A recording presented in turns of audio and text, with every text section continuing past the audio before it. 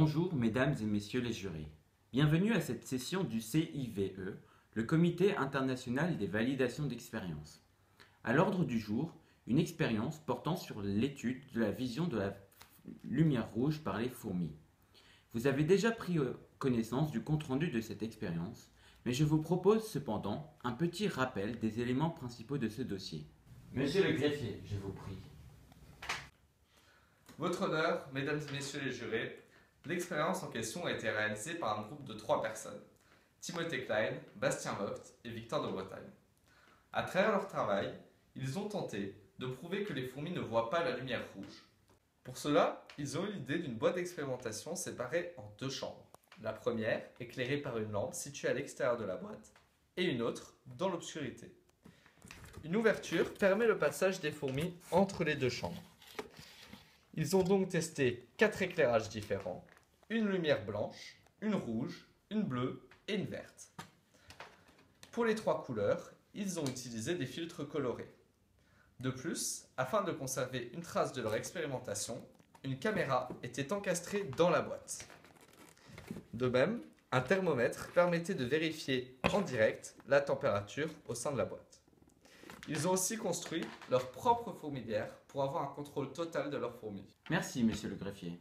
Je vous propose maintenant d'écouter le témoignage de l'un des protagonistes de ce travail. J'appelle donc tout d'abord à la barre un des élèves qui a participé à l'élaboration de ces expériences afin qu'il défende ses positions. Bonjour mesdames et messieurs les jurés, monsieur le juge. Veuillez décrire s'il vous plaît devant les jurés ici présents votre protocole expérimental. Notre expérience peut être décomposée en 6 étapes que nous avons schématisées ici. Lors de la première étape, nous avons laissé les fourmis dans la boîte 1 heure avant le début de l'expérience pour qu'elles s'habituent à leur nouvel environnement. Lors de la deuxième étape, 5 minutes avant le début de l'expérience, nous avons placé toutes les fourmis du même côté de la boîte et préparé caméra, lumière et filtre. La troisième étape est le début de l'expérience avec l'ouverture de la porte et l'activation de la lumière. La quatrième étape est l'observation. La cinquième étape marque la fin de l'expérience au bout de 2 minutes. L'étape 6 est la répétition de cette liste à partir de l'étape 2. J'ai lu dans votre compte-rendu d'expérience que vous aviez réalisé votre fourmilière vous-même. Comment vous y êtes-vous pris? En effet, nous avons réalisé nous-mêmes notre fourmilière. Nous avons acheté un bloc de béton cellulaire que nous avons creusé afin de réaliser des galeries à l'intérieur pour que les fourmis s'y développent. Nous avons posé une plaque de plexiglas par-dessus pour que les fourmis ne puissent s'échapper.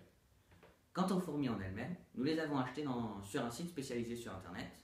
Nous les avons reçues par la poste. Le colis contenait une quinzaine de fourmis et une reine de l'espèce de la suce niger que nous avons installée dans la fourmilière.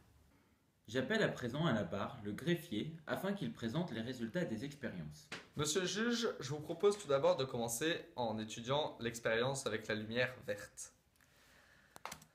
On peut voir que les fourmis se dirigent toutes et assez rapidement vers la zone obscure.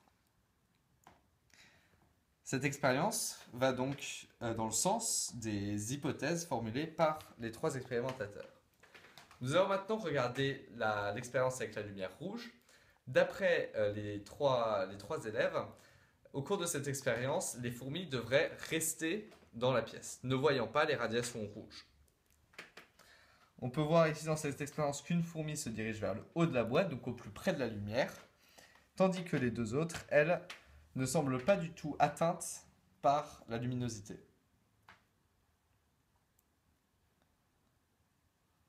Les résultats de ces 2 expériences vont donc parfaitement et confirment parfaitement les hypothèses des 3 élèves. Merci, monsieur le greffier. J'aimerais maintenant recueillir les interprétations d'un spécialiste en éthologie, monsieur Le Ghetto, qui nous permettrait d'analyser plus spécialement et plus scientifiquement ces expériences. Mais tout d'abord, nous allons recueillir le témoignage d'une personne très spéciale.